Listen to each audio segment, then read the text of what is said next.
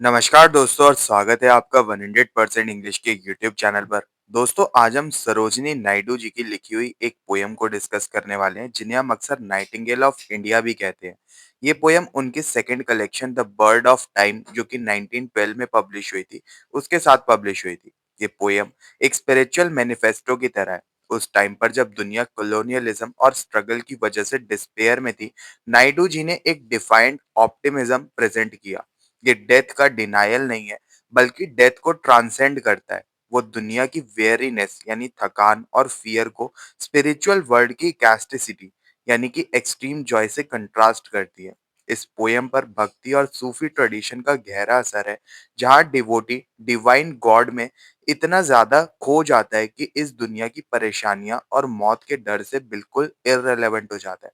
थोड़ा सा स्ट्रक्चर और फॉर्म के बारे में आपको बताता हूँ। स्टेंजा इसमें 6 हैं और हर स्टेंजा में 3 लाइन्स हैं। राइम स्कीम की बात करें तो ये एक स्ट्रिक्ट ट्रिपलेट राइम को फॉलो करती है, जहाँ पर पहले स्टेंजा में ट्रिपल ए, सेकंड स्टेंजा में ट्रिपल बी और ऐसे ही राइम फॉलो होती है। एग्जाम्पल के लिए फर्स्ट स्टेंजा में हेट, वेट और फेट राइम करते हैं। ये रिपीटेशन इसे एक प्रेयर या हाइम जैसा म्यूजिकल बनाता है। ये पोयम आयम्बिक पेंटामीटर में लिखी गई है। हर लाइन में 3 सिलेबल्स है और रिदम स्टीडी है। एग्जाम्पल के तौर पे मेन से the world is full of fear and hate. ये पोयम को एक काम और डिग्निफाइड फ्लो देता है। चलिए अब लाइन बाय लाइन एनालिसिस देखते हैं पोयम का। मेन से the world is full of fear and hate. Speaker कहती है कि आमतौर पर लोग यानी कि जो मेन है, ये आम लोगों को रिप्रेजेंट करता है, मानते हैं कि ये दुनिया फियर और हेट यानी नफरत से भरी हुई है। ये लाइन पोयम के बाकी हिस्से के लिए एक कंट्रास्ट सेट करती है। And all life's ripening harvest fields await. Life को एक राइपनिंग हार्वेस्ट फील्ड यानी पकी हुई फसल के खेत से कंपेयर किया गया है।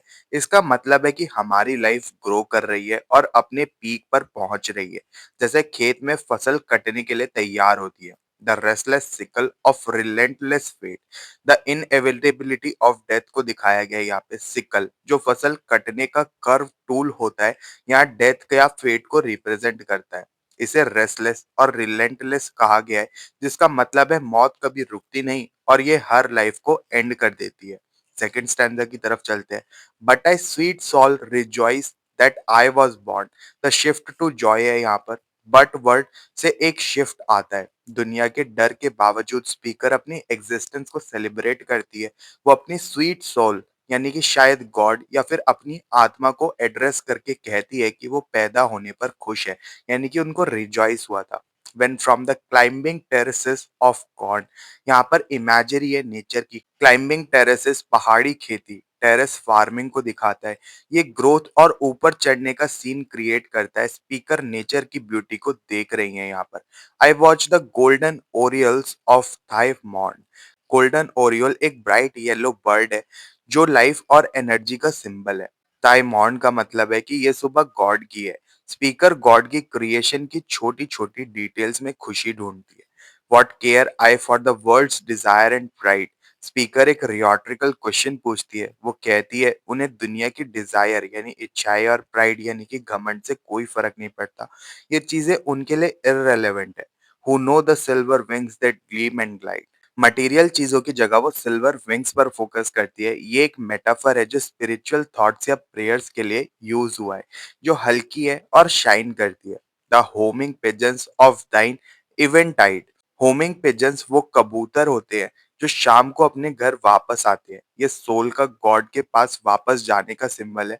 इवेंटाइड यानी इवनिंग या फिर डेथ के वक्त पर। पहले स्टेंजा की सिकल यानी मौत के मुकाबले ये इमेज पीस और सेफ्टी को दिखाती है। What care I for the world's loud weariness. वो दुनिया की लाउड वेरीनेस यानी शोर और थकान को रिजेक्ट करती है।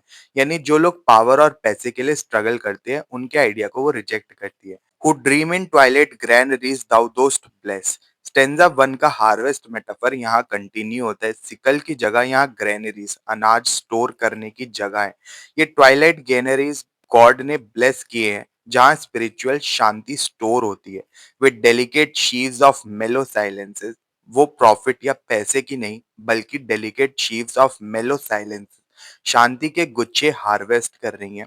उन्हें शोर नहीं, साइलेंस पसंद है। Shall I heed the presages of doom. वो पूछती हैं क्या उन्हें पीसेजेस बैड ओमेन्स या वार्निंग्स पर ध्यान देना चाहिए जो डूम यानी कि बर्बादी का इशारा करते हैं। वो इन्हें डल और बोरिंग कहती हैं। और dread the rumoured loneliness and gloom. लोग अफवाह यानी कि र्यूमर फैलाते हैं कि डेथ लोनली और ग्लूमी होती है। स्पीकर इस नैरेटिव को चैलेंज करती है और डरती नहीं है। The mute and mythic terror of the Tom. वो डेथ के डर टेरर ऑफ द टॉम को म्यूट यानी बेआवाज और कमजोर और मिथिक कहती हैं। उनका मानना है कि डेथ वैसी नहीं है जैसा लोग सोचते हैं। For my glad heart is drunk and drenched with T. ये पोयम का क्लाइमेक्स है। उन्हें डर इसलिए नहीं है क्योंकि उनका दिल जो है वो डिवाइन प्रेजेंस यानी गॉड में ड्रंक है, यानी कि उनके नशे में डूबा हुआ है। और ड्रेंच्ड यानी पूरी तरीके से भीगा हुआ है उस नशे में। ओ इनमोस्ट विंड ऑफ लिविंग इकास्टेसी। वो गॉड को इनमोस्ट विंड कहती हैं, एक अंदर की हवा जो उन्हें लिविंग इकास्टेसी एक्सट्रीम हैप्पीनेस देती है। O intimate essence of eternity. Poem के एंड में उन्हें इमॉर्टैलिटी का एहसास होता है। वो सिकल ऑफ फेट से नहीं डरती क्योंकि वो एसेंस ऑफ एटर्निटी से जुड़ी हुई हैं। उन्हें समझ आ गया है कि उनकी सोल एटर्नल है। चलिए अब पोयम तो खत्म हो गई। अब इसके कुछ मेजर थीम्स भी देखते हैं जिससे कि आपको एग्जाम्स में अपने आंसर फ्रेम करने में काफी ज्यादा हेल्प होने वाली है। सबसे पहला थीम इस पोयम में एक्सप्लोर किया गया है spiritual optimism versus worldly pessimism का। सेंट्रल थीम ये कन्फ्लिक्ट है कि दुनिया लाइफ को कैसे देखती है, फियर और डेथ से भरी हुई वर्सेस एक मिस्टिक लाइफ को कैसे देखता है, जॉय और गॉड के साथ, यूनिटी के साथ।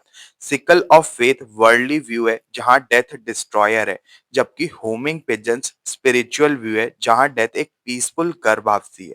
सेकंड थीम है इसमें nature as a divine reflection. Naidu spiritual concept समझाने के लिए रिच नेचर इमेजरी यूज करती हैं। वो गॉड को मंदिर में नहीं नेचर में ढूंढती हैं। द हार्वेस्ट लाइफ साइकिल को दिखाने के लिए गोल्डन ओरियल्स मॉर्निंग और लाइफ की शुरुआत की ब्यूटी, होमिंग पिजन्स इवनिंग का पीस और सोल का डिवाइन के पास वापस जाना। The immortality of soul. ये पोयम डेथ की फिजिकल रियलिटी को रिजेक्ट करती है। स्पीकर डेथ के डर को मिथिक यानी कि नॉट रियल कहती है। उनका मानना है क्योंकि वो डिवाइन एसेंस में ड्रेंच्ड है, पूरी तरीके से डूबी हुई है, वो ऑलरेडी एटर्निटी का पार्ट है। उनके हिसाब से डेथ एंड नहीं बल्कि इंटीमेट एसेंस ऑफ एटर्निटी में मिलना है। मिस्टिसिज्म वर्सेस इकास्टेसी लास्ट इसमें थीम है। लास्ट स्टैंजा में डिवाइन इंटॉक्सिकेशन का थीम आता है। स्पीकर खुद को ड्रंक और ड्रेंच्ड कहती हैं। ये इंडियन भक्ति और सूफी पोएट्री का कॉमन ट्रोप है जहां गॉड के लिए प्यार इतना इंटेंस होता है वो नशे जैसा लगता है और सारे वर्ल्डली फियर्स खत्म हो जाते हैं। तो यार ये थे इस पोएम के थीम्स। उम्मीद है आपको वीडियो पसंद आई होगी। अगर आपको ये वीडियो पसंद आई हो तो इसको लाइक और शेयर जरूर करें और 100% इंग्लिश चैनल को सब्सक्राइब कर लें और ऐसे इंसाइटफुल वीडियोस के लिए। मिलते हैं फिर अपने नेक्स्ट वीडियो में। तब तक के लिए happy studying and best of luck for your upcoming examinations.